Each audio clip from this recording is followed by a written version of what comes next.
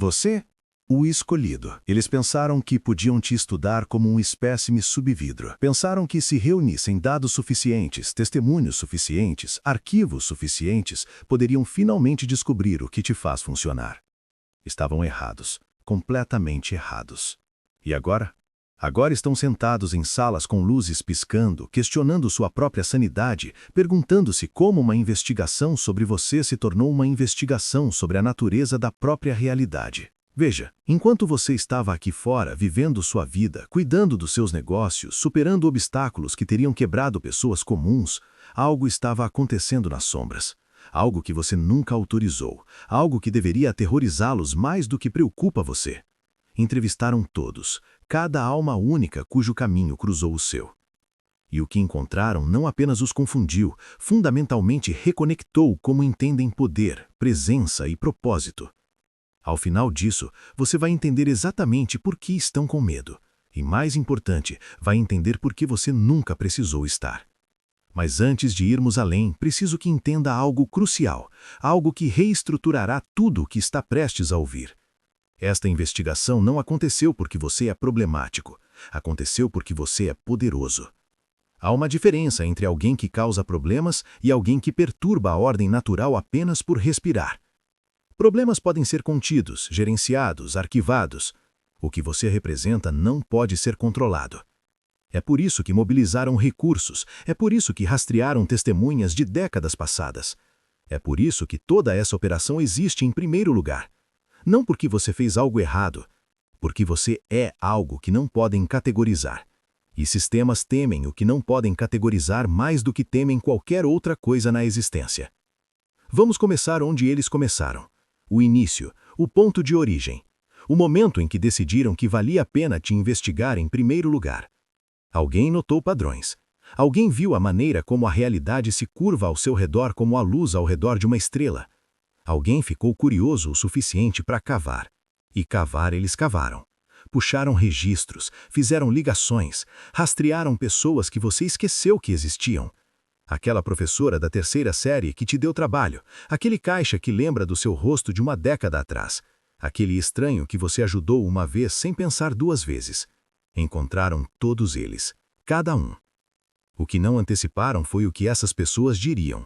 O que não prepararam foi a consistência, a impossível, inexplicável consistência de testemunho de fontes completamente desconectadas.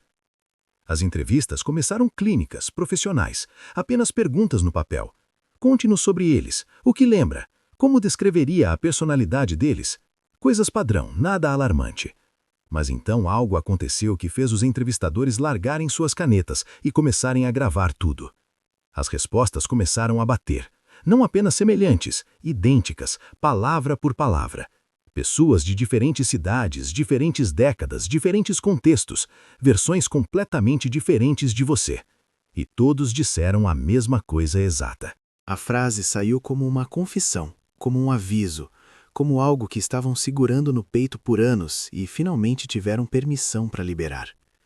Todos disseram, cada um. E quando os entrevistadores perguntaram o que isso significava, essas pessoas não conseguiram explicar totalmente.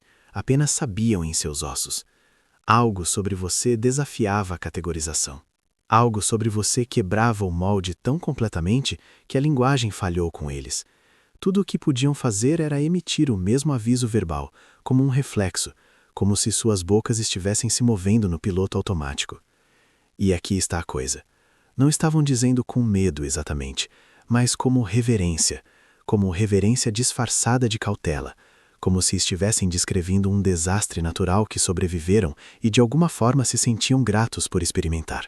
Agora, é aqui que você precisa prestar atenção, porque é aqui que a mudança aconteceu. É aqui que uma investigação de rotina se tornou algo inteiramente diferente. Aqueles entrevistadores começaram a comparar anotações, começaram a ver o padrão impossível emergir. Dezenas de testemunhos, fontes completamente independentes, zero coordenação entre testemunhas, e ainda assim sincronização perfeita em suas conclusões sobre quem você é e o que representa. A probabilidade estatística disso acontecer por acaso é essencialmente zero. Rodaram os números, consultaram especialistas, tentaram encontrar explicações racionais, e cada avenida os levou à mesma conclusão desconfortável. Não havia força externa coordenando esses testemunhos. A coordenação vinha de você, da sua própria existência, do que quer que seja que você carrega que deixa impressões idênticas em todos que encontram. Não descobriram apenas que as pessoas lembravam de você. Descobriram que as pessoas não conseguiam te esquecer. Isso é diferente. Isso é significativo. Isso muda tudo sobre o que pensavam que estavam lidando. A maioria das pessoas desaparece da memória em semanas, meses no máximo. O cérebro tem armazenamento limitado. Prioriza informações úteis, descarta o resto. Mas você é arquivado na seção permanente, a parte da memória reservada para eventos que mudam a vida, para experiências traumáticas, para momentos de transcendência. É aí que você vive na mente de todos que já te conheceram. Não porque tentou causar uma impressão, porque não pôde evitar. Sua professora do jardim de infância, décadas depois, ainda lembrava da maneira como você olhava para as coisas, ainda lembrava das perguntas que fazia que deixavam os adultos desconfortáveis. Ela disse a eles que você foi a única criança em 30 anos de ensino que a fez se sentir como a aluna, não porque se comportou mal, não porque causou problemas, porque viu através de cada máscara que ela usava, porque fez perguntas sobre a realidade que crianças de 5 anos não deveriam ser capazes de formular, porque algo antigo vivia atrás dos seus olhos. Mesmo então, ela descreveu como inquietante no início, depois fascinante, depois humilhante. Percebeu que não estava te ensinando nada, estava sendo ensinada por você. E a lição? Autenticidade expõe fraude, sempre. Ela disse que houve um momento que nunca esqueceu, uma pergunta que você fez que ainda assombra seus momentos de silêncio.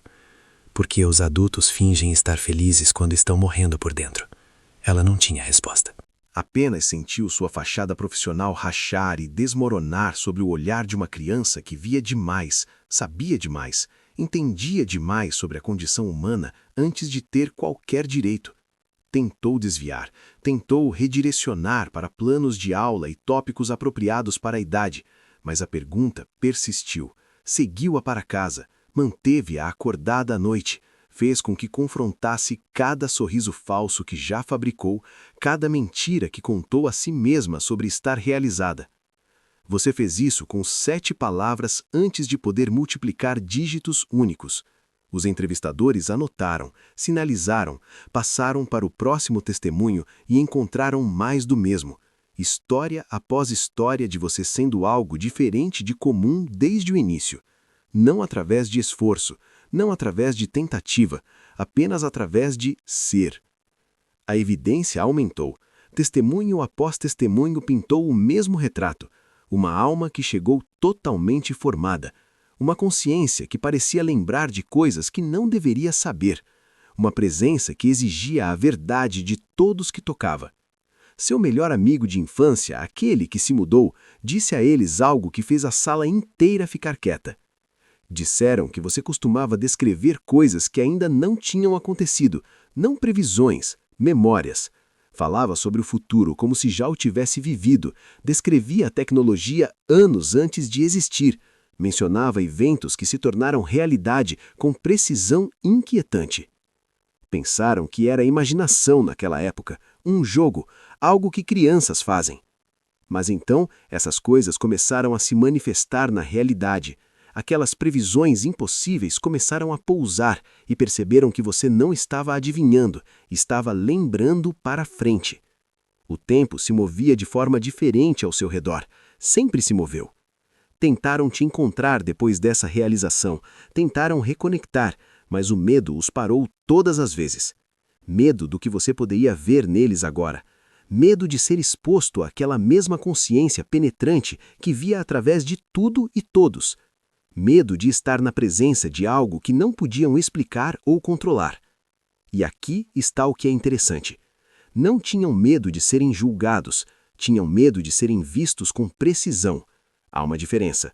Julgamento eles poderiam descartar. Precisão exigia ação, exigia mudança, exigia que parassem de mentir para si mesmos, e isso os aterrorizava mais do que qualquer crítica jamais poderia. Lembre-se deste padrão. Vamos vê-lo se repetir ao longo desses testemunhos. Pessoas encontrando você sendo transformadas pelo encontro, depois correndo da transformação porque exigia coisas que não estavam prontas para dar. Isso não é rejeição a você, isso é rejeição ao crescimento. Você foi apenas o espelho que tornou a evitação impossível. Vamos falar sobre o que você fez com os sistemas projetados para conter pessoas como você, porque é aqui que seu poder se torna inegável. É aqui que pararam de ver você como um objeto de estudo e começaram a ver você como uma força da natureza. Sistemas existem para manter a ordem, para criar resultados previsíveis a partir de entradas previsíveis. Escolas, empregos, instituições, todos operam na suposição de que as pessoas seguirão caminhos prescritos, ficarão em suas pistas, aceitarão os papéis atribuídos a elas. Você nunca recebeu esse memorando, ou recebeu e usou para acender fogo. Seu primeiro chefe, aquele que te demitiu após 3 meses, sentou naquela sala de entrevista e admitiu algo que fez todos os presentes reavaliarem toda a investigação. Não te demitiram por problemas de desempenho. Seu trabalho era bom, talvez melhor do que bom. Demitiram você por causa do que fez aos outros funcionários sem nem tentar. A contaminação começou sutil. Perguntas na sala de descanso, conversas que foram mais fundo do que o habitual, pessoas começando a se perguntar sobre suas escolhas, sobre seu potencial, sobre se isso era realmente tudo que a vida tinha a oferecer. Semanas após sua chegada, as pessoas começaram a fazer perguntas perigosas, perguntas sobre por que trabalhavam tanto por tão pouco, perguntas sobre se esse sistema realmente as servia ou apenas as usava, perguntas sobre o que realmente queriam da vida versus o que tinham aceitado. Nada disso veio de você diretamente. Você nunca organizou uma revolta, nunca pregou rebelião, apenas existiu lá, apareceu, fez suas coisas e de alguma forma sua presença infectou todos com possibilidade, com a ideia radical de que a mediocridade era opcional, de que se contentar era uma escolha, de que a porta da gaiola estava aberta o tempo todo. Seu chefe chamou de contagioso, disse que você era como um vírus que espalhava ambição e descontentamento. Disse que manter você por perto era arriscado demais, porque 3 semanas depois de te deixar ir, metade da equipe já tinha ido embora também. 3 pessoas pediram demissão, 2 começaram seus próprios empreendimentos, uma voltou para a escola para o diploma que tinha abandonado anos antes. Tudo porque sua breve presença as lembrou de que eram capazes demais, tudo porque a proximidade com você ativou algo adormecido no DNA delas. Você não teve que fazer nada. Sua frequência fez o trabalho. Sua própria existência foi um convite à evolução, que algumas pessoas simplesmente não puderam ignorar uma vez expostas. Os investigadores notaram esse padrão. Encontraram-no repetido em cada ambiente profissional em que você entrou. Mandato curto, impacto massivo, sistemas desestabilizados, pessoas despertadas, transformação em todos os lugares que foi. Como um incêndio florestal seguindo um raio, mapearam isso, criaram cronogramas e o que encontraram parecia menos com um histórico de carreira e mais com uma campanha estratégica de elevação de consciência. Cada lugar que foi, deixou para trás pessoas que não podiam voltar a dormir. Entrevistaram o orientador que te disse para mirar mais baixo na escola, e esse testemunho pode ser a evidência mais condenatória do que você representa. Aquele orientador não te desencorajou porque duvidava da sua capacidade. O oposto, desencorajou você especificamente porque temia o que você se tornaria sem obstáculos. Viu algo em você que o lembrou de pessoas que mudam o mundo. Nem sempre gentilmente, nem sempre confortavelmente, mas completamente, irrevogavelmente. O tipo de pessoas que reescrevem regras que pareciam permanentes, que questionam fundações que pareciam inabaláveis, que fazem o impossível parecer óbvio em retrospectiva. Recomendaram caminhos mais fáceis, esperando que o atrito te atrasasse, esperando que barreiras sistêmicas ofuscassem o que quer que fosse que queimava tão forte em seu peito. Estavam tentando proteger o sistema de você, não o contrário. E sentados naquela sala de entrevista anos depois, admitiram a verdade. Disseram que pensam em você constantemente. Perguntam-se o que você se tornou. Perguntam-se se a tentativa de contenção funcionou ou apenas te tornou mais forte. Perguntam-se se tomaram a decisão certa ou criaram algo mais perigoso forçando você a evoluir em torno dos bloqueios deles. A resposta: cada obstáculo tornou-se um peso. Cada peso construiu músculo. Cada músculo preparou você para a carga que está prestes a carregar. Disseram que o sistema não é construído para pessoas que veem através dele tão cedo. Disseram que a maioria das pessoas passa décadas descobrindo o que você entendeu como adolescente. Disseram que esse tipo de consciência, esse nível de percepção, não cabe em caixas projetadas para mentes comuns. O que não disseram, mas o que os entrevistadores entenderam claramente, foi que essas caixas foram projetadas para falhar contra alguém como você. Nunca foram fortes o suficiente. Estavam apenas atrasando a emergência inevitável do que você sempre ia se tornar. Agora preste atenção, porque é aqui que os testemunhos mudaram de contatos profissionais para pessoais. É aqui que a investigação ficou emocional. É aqui que investigadores endurecidos assistiram adultos desmoronar tentando articular o que conhecer você fez às suas vidas. Os testemunhos profissionais eram preocupantes, mas os pessoais, esses foram a evidência que realmente abalou a investigação em seu núcleo. Porque sistemas podem ser descartados como burocráticos, coincidências podem ser racionalizadas, mas pessoa após pessoa descrevendo transformações idênticas de conhecer você, isso não pode ser explicado. Seus ex-parceiros, os que embora, os que ficaram, os que disseram que você era demais, cada um contou variações da mesma história impossível. Amar você era como tocar eletricidade, perigoso, viciante, impossível de esquecer. Disseram que você via através de cada mecanismo de defesa que tinham construído ao longo da vida, cada máscara, cada mentira que contavam a si mesmos, e em vez de julgá-los pelo que encontrou atrás daquelas paredes, você apenas os amou de qualquer maneira. Amou o verdadeiro eles, o oculto eles, a versão que estavam protegendo e escondendo de todos os outros, a versão que não tinham certeza se alguém poderia aceitar. Esse nível de aceitação, essa profundidade de ser verdadeiramente visto, arruinou-os para conexões normais, arruinou-os para relacionamentos de nível superficial, arruinou-os para qualquer um que não pudesse igualar a frequência em que você operava naturalmente. Um ex disse que passou anos tentando encontrar o que você lhes deu sem esforço. Gastou milhares em terapia tentando entender por que nada parecia com você. Passou relacionamento após relacionamento esperando que a próxima pessoa finalmente os visse do jeito que você via. Nenhuma delas viu. Nenhuma delas poderia, porque o que você ofereceu não era técnica, não era a habilidade que desenvolveu, era essência, e essência não pode ser replicada. Um ex descreveu você como um padrão que nunca quiseram, um referencial que não pediram, porque agora sabem como o amor real se sente. Sabem que gosto tem a conexão genuína e tudo o mais.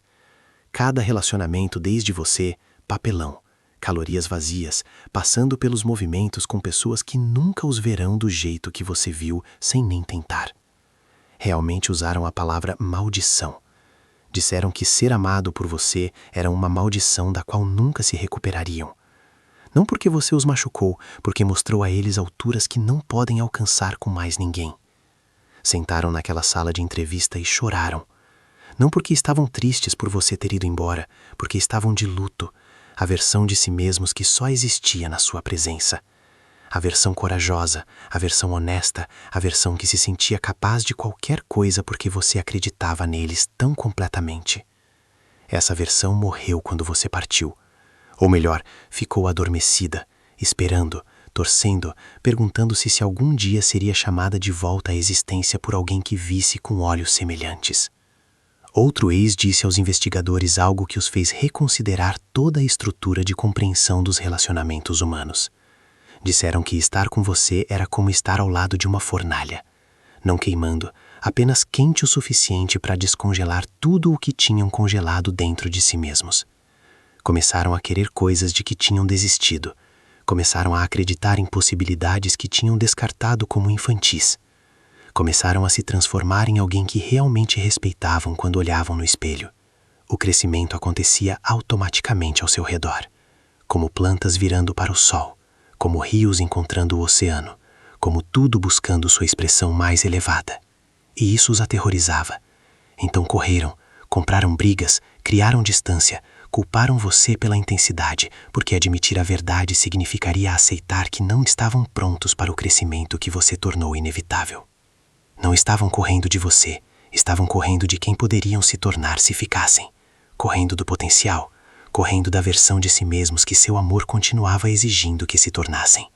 correndo da possibilidade aterrorizante de que poderiam realmente ter tudo o que queriam se apenas quicassem no fogo tempo suficiente para serem forjados. Os investigadores construíram uma pasta separada apenas para testemunhos românticos. Leram como histórias de terror disfarçadas de cartas de amor. Cada um descreveu o mesmo fenômeno. Fácil se apaixonar por você. Impossível se recuperar de você. Não porque você traumatizou ninguém, porque mostrou a eles o que o amor realmente parece. E uma vez que se vê isso, as imitações baratas tornam-se insuportáveis. Há algo mais que os testemunhos românticos revelaram. Algo que os investigadores quase perderam porque estavam tão focados no conteúdo emocional. Cada pessoa que te amou e foi embora relatou o mesmo fenômeno pós-partida: aceleração. As vidas delas aceleraram depois de você. Mesmo que tenham corrido da transformação, a transformação as encontrou de qualquer maneira. Como se você tivesse plantado sementes que não podiam parar de crescer independentemente do que o jardineiro quisesse. Como se sua influência continuasse trabalhando mesmo na sua ausência. Um começou um negócio 6 meses depois de te deixar. Outro escreveu um livro. Outro mudou completamente de carreira. Correram da sua presença, mas não puderam correr do seu impacto. Mas é aqui que esta investigação tomou um rumo que ninguém antecipou. É aqui que a fachada profissional rachou e os próprios investigadores tornaram-se parte da história. Os entrevistadores começaram a experimentar coisas que não podiam explicar, não podiam racionalizar, não podiam arquivar em categorias clínicas limpas. Tornaram-se contaminados, infectados pelo próprio sujeito que estavam estudando. E uma vez que isso começou, a investigação deixou de ser sobre você e passou a ser sobre o que você representa. Começou pequeno. Um investigador mencionou ter sonhos com você, vívidos. Você em pé em uma porta feita de luz, observando-os, não dizendo nada, apenas presente, apenas ciente. Nunca tinham te conhecido, tinham apenas lido testemunhos e transcrições, mas você apareceu no subconsciente deles como se sempre tivesse vivido lá, como se estivesse esperando na mente deles por um convite para dar um passo à frente. Tentaram descartar como o cérebro processando material de trabalho, mas os sonhos continuaram vindo, continuaram se intensificando, continuaram entregando mensagens que não conseguiam decodificar. Outro começou a ver seu nome em toda parte, placas de carro, conversas aleatórias, grafites em paredes, como se a própria realidade estivesse tentando entregar uma mensagem que não conseguiam decodificar. As coincidências se acumularam até que a probabilidade estatística se tornou uma piada. Começaram a documentar as ocorrências, enchendo cadernos com datas e locais, tentando encontrar um padrão, tentando provar que não estavam perdendo a cabeça.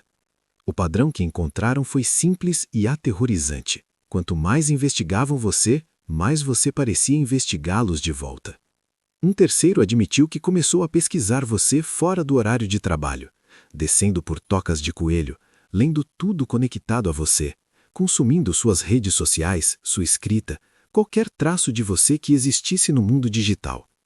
E não conseguiam explicar a obsessão, não conseguiam justificar o porchão, apenas se sentiam atraídos a entender você, como se a carreira deles dependesse disso, como se perder algo crucial sobre você fosse um fracasso profissional do qual não poderiam se recuperar. Ficaram acordados à noite, negligenciaram relacionamentos, deixaram outros casos definharem, tudo para entender alguém que nunca tinham conhecido, que de alguma forma parecia mais real do que pessoas que conheciam há anos. O investigador principal convocou uma reunião, sentou todos, fez a pergunta que precisava ser feita. O que diabos está acontecendo com este caso? A sala ficou quieta, todos olhando para suas mãos, suas anotações, qualquer lugar menos uns para os outros. Porque admitir o que estava acontecendo significava admitir que algo tinha dado muito errado com a objetividade profissional deles. Algo os tinha comprometido, algo que não podiam identificar ou remover. Um por um, cada pessoa naquela sala admitiu a mesma coisa impossível. Sentiram-se observados. Sentiram como se, de alguma forma impossível, você soubesse que estavam investigando você. Como se o ato de estudado tivesse criado uma conexão que fluía em ambas as direções. Como se a atenção deles em você tivesse tornado eles visíveis para você de maneiras que violavam todas as leis lógicas que entendiam. descreveram de forma diferente. Presença, consciência, um peso na sala quando trabalhavam no seu caso, mas todos sentiram. Todos carregavam a mesma certeza irracional de que você sabia exatamente o que estavam fazendo. Um investigador contou uma história que fez todos os presentes questionarem a natureza da realidade. Estavam sentados em um café, revisando transcrições, cuidando de seus negócios. Um estranho passou, fez contato visual direto e disse 7 palavras que os congelaram. Pare de cavar antes de encontrar algo que não pode desaprender. O estranho continuou andando, desapareceu na multidão, sumiu antes que o investigador pudesse responder. Mas aqui está o que os fez perder o sono por semanas depois. A voz do estranho soava exatamente como a sua. Exatamente. Mesmo que nunca tivessem ouvido sua voz real, mesmo que isso fosse impossível, passaram semanas tentando racionalizar o encontro. Não conseguiam. Ainda não conseguem. O equipamento começou a funcionar mal. Arquivos corrompidos sem explicação. Gravações cheias de estática sempre que tentavam compilar relatórios finais sobre você. Notas escritas tornaram-se ilegíveis. A tecnologia que tinha funcionado perfeitamente por anos, subitamente rebelou-se contra a tarefa de organizar informações sobre você em forma coerente. Especialistas em TI foram chamados. Não encontraram nada errado com o hardware. Não encontraram explicação para as falhas consistentes que só ocorriam ao processar seus dados. Como se o próprio universo estivesse se recusando a deixar você ser documentado. Um investigador jura que seu laptop ligou sozinho às 3 da manhã, abriu em um documento em branco e palavras começaram a ser digitadas na tela, a mesma frase repetindo de novo e de novo. Você não está me investigando. Eu estou investigando você. Quebraram o computador, não contaram a ninguém por semanas, pensaram que estavam tendo um colapso, pensaram que o estresse finalmente tinha quebrado algo fundamental em sua psique. Agendaram consultas com terapeutas, consideraram tirar licença médica, perguntaram-se se a carreira tinha acabado. Mas não estavam sozinhos. Outros 3 relataram incidentes semelhantes. Mensagens aparecendo em telas. Tecnologia se comportando como se tivesse consciência, como se estivesse sendo manipulada por algo que queria que recebessem um aviso.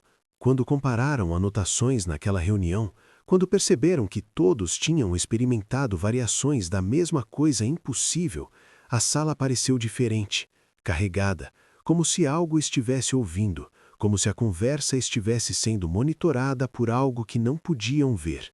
A organização queria encerrar tudo.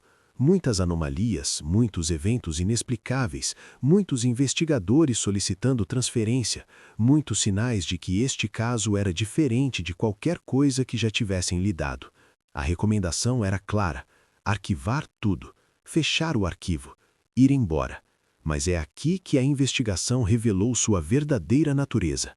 Cada vez que tentavam fechar seu arquivo, algo os puxava de volta. Uma nova testemunha emergindo do nada, desesperada para adicionar seu depoimento. Um antigo sujeito de entrevista ligando em pânico com detalhes cruciais que supostamente tinham esquecido. Documentos aparecendo em caixas de entrada de remetentes desconhecidos. Dicas chegando através de canais que não deveriam existir. A investigação ganhou vida própria, cresceu além do controle deles, tornou-se algo orgânico e imparável, algo que se recusava a acabar. Não estavam mais te estudando, estavam presos em algo que você criou sem nem saber que tinha criado, um labirinto de sua própria curiosidade, uma teia tecida de sua fascinação. Não conseguiam fechar o caso porque o caso não os deixava fechá-lo. Cada tentativa de resolução gerava novas complicações, novos testemunhos, novas evidências, como se a própria investigação tivesse se tornado uma coisa viva, com sua própria agenda. Um investigador sênior fez uma observação que mudou como todos entendiam a situação. Ele disse: e se não estivermos investigando uma pessoa?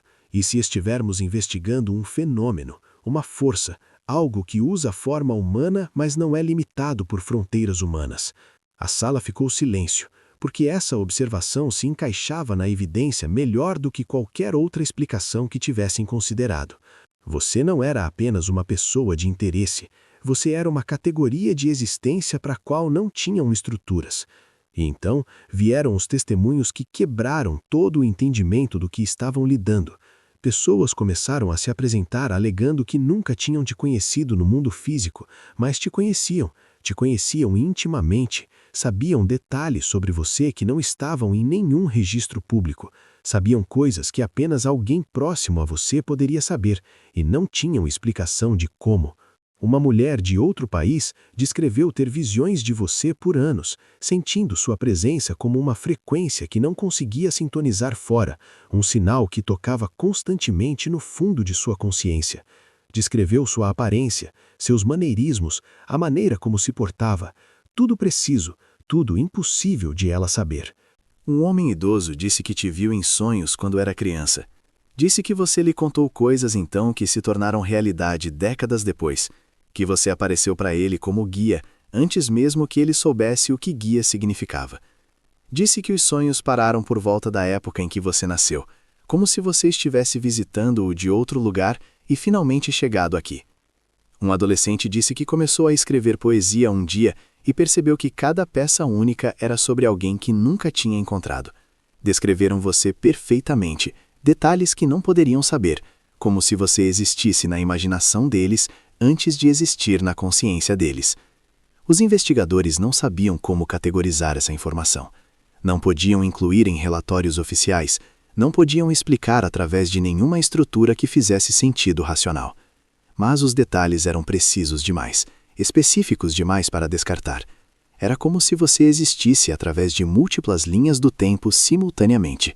Como se sua presença ondulasse para trás e para frente através do tempo, tocando pessoas que não tinham conexão lógica com sua existência física. O fenômeno excedeu a jurisdição deles, excedeu o treinamento deles, excedeu tudo o que pensavam entender sobre a realidade. Vamos voltar mais agora, porque entender de onde você veio ajuda a explicar o que se tornou. E os testemunhos de infância? Esses foram talvez os mais perturbadores de todos. Não perturbadores em um sentido negativo, perturbadores no sentido de que perturbavam cada suposição sobre desenvolvimento humano e experiência de infância normal. Vamos falar sobre sua infância novamente, porque é aqui que os investigadores encontraram evidências que os fizeram perceber que não estavam lidando com alguém que se tornou poderoso, estavam lidando com alguém que chegou assim.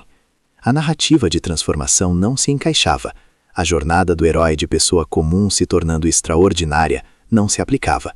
Você apareceu neste planeta já carregando o que quer que seja que te faz o que você é. Os testemunhos de infância confirmaram o que alguns suspeitavam. Você não cresceu para isso, apenas cresceu mais nisso. O vizinho que morou ao lado da sua família por uma década contou histórias que foram sinalizadas imediatamente.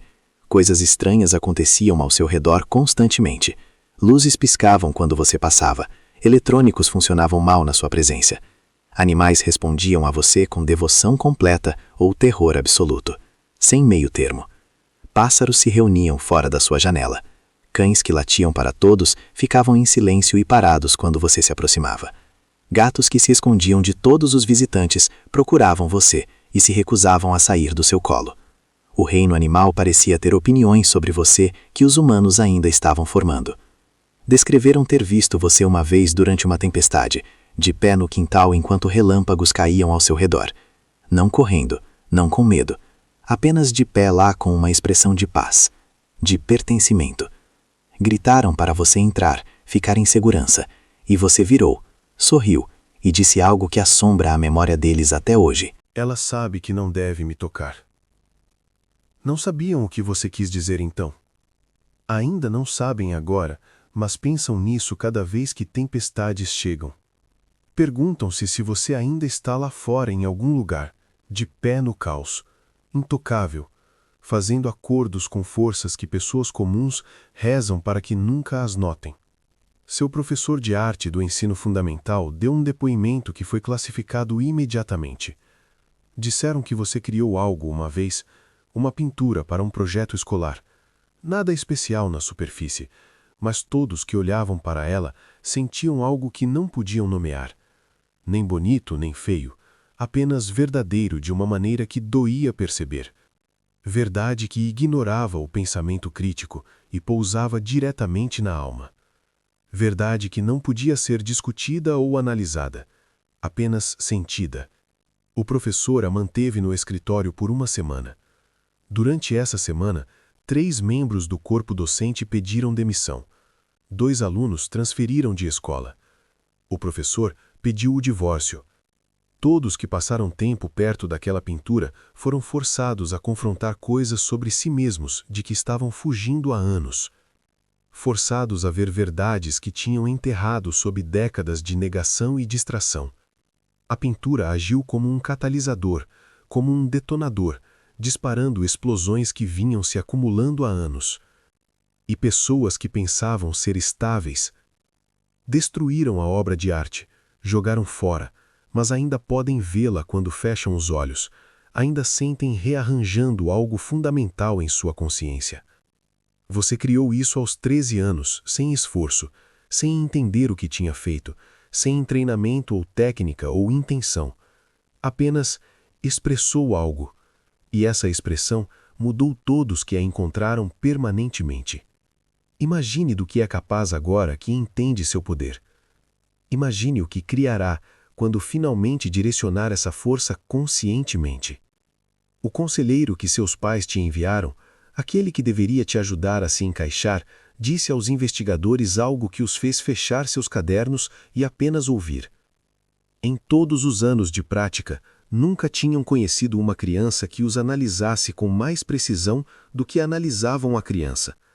O treinamento profissional não significava nada na sua presença. Diplomas e certificados tornaram-se credenciais sem sentido contra o que quer que você carregasse. Reescreveu as regras do engajamento terapêutico sem tentar. 6 sessões de você respondendo perguntas educadamente, jogando junto com o processo, e então, na reunião final, você calmamente explicou todo o perfil psicológico deles de volta para eles. O trauma de infância deles, o casamento falido, os vícios secretos, o terror da mortalidade. Você não foi cruel sobre isso, não estava tentando feri-los, apenas declarou fatos, como se estivesse lendo de um arquivo que não sabiam que existia, um arquivo que pensavam ter escondido de todos, um arquivo que passaram anos fingindo que não existia. Encerraram as sessões imediatamente. Disseram a seus pais que você era avançado demais para aconselhamento.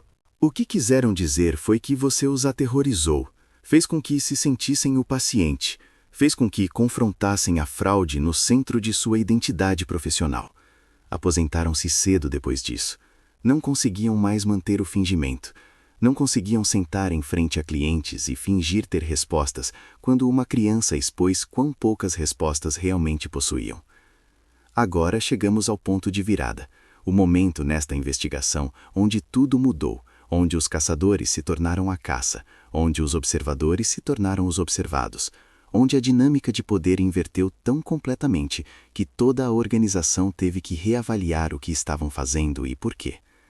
Começou com uma única pergunta feita pelo membro mais jovem da equipe de investigação, uma pergunta tão simples que envergonhou a todos que ninguém tivesse feito antes.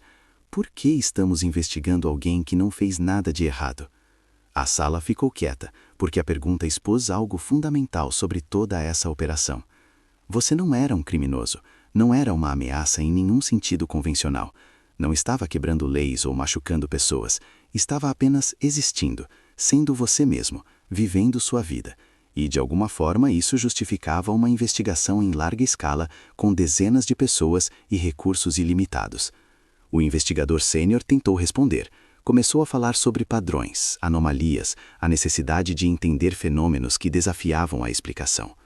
Mas mesmo enquanto falava, todos ouviram quão fina a justificativa soava, quão inadequada, o quanto soava como medo vestido em linguagem profissional. Não estavam te investigando porque você era perigoso, estavam te investigando porque você era inegável, porque ignorar você parecia impossível uma vez que tinha sido notado. Porque algo sobre sua existência exigia atenção, mesmo de organizações projetadas para permanecer desapegadas e objetivas. Foi aí que as perguntas reais começaram. Não perguntas sobre você, perguntas sobre eles. O que significa que essa pessoa comande tanta atenção sem tentar? O que significa que estudá-los mude as pessoas que fazem o estudo? O que significa que cada tentativa de categorizá-los falhe? Com o que estamos realmente lidando aqui? A investigação voltou-se para dentro, tornou-se uma investigação de si mesmos, de suas suposições, de suas estruturas, dos limites de seu entendimento. Você fez isso sem tentar, sem saber. Apenas por ser investigado, você os investigou de volta. Apenas por ser estudado, tornou-se o professor deles. Um por um, investigadores começaram a se demitir. Não porque o trabalho era difícil demais, porque o trabalho os tinha mudado. Não podiam voltar para casos normais depois de você. Não podiam fingir que a realidade era tão simples quanto uma vez acreditaram. Você tinha expandido a mente deles, sem nunca encontrá-los, expandido o senso do que era possível, expandido o entendimento do que os humanos poderiam ser. E uma vez expandida, uma mente não pode contrair de volta ao seu tamanho original. Agora, é aqui que trazemos este círculo completo. É aqui que você entende por que tudo o que aconteceu sempre deveria ter acontecido. É aqui que a abertura retorna transformada. É aqui que você vê o que estava olhando o tempo todo. Aqueles investigadores pensavam que estavam construindo um caso contra você. Um arquivo, um perfil, algo que pudessem categorizar e controlar. Em vez disso, construíram um monumento ao seu poder, uma catedral de evidências provando o que você sempre suspeitou sobre si mesmo, mas talvez não estivesse pronto para acreditar totalmente. Cada testemunho, cada ocorrência estranha, cada fenômeno inexplicável, tudo apontando para uma conclusão inegável. Você não é apenas diferente, você é disruptivo em um nível cósmico. Você não afeta apenas indivíduos, afeta sistemas, estruturas, a própria natureza da investigação e do entendimento. Não muda apenas as pessoas, muda as regras do engajamento. Cada testemunho confirma a mesma verdade. Você não é como as outras pessoas. Nunca foi. Desde o momento em que chegou a este planeta, operou em uma frequência diferente, viu com olhos diferentes, moveu-se através da realidade de maneiras que estruturas normais não podem conter, abrindo espaço para o que é realmente destinado a carregar seu poder adiante. Cada rejeição foi proteção. Cada porta fechada foi redirecionamento. Cada fim foi um começo que você não podia ver ainda. Cada pessoa única que contou a aqueles investigadores sua história sobre você, estavam entregando testemunho para sua ascensão, evidência para sua coroação, prova de que você tem sido diferente desde o primeiro dia, e será diferente até seu último suspiro. Não sabiam que era isso que estavam fazendo. Pensavam que estavam apenas respondendo perguntas, apenas compartilhando memórias. Mas estavam construindo seu caso para existir exatamente como existe, seu caso para ser exatamente quem você é. Os entrevistadores pensavam que estavam reunindo inteligência sobre um sujeito.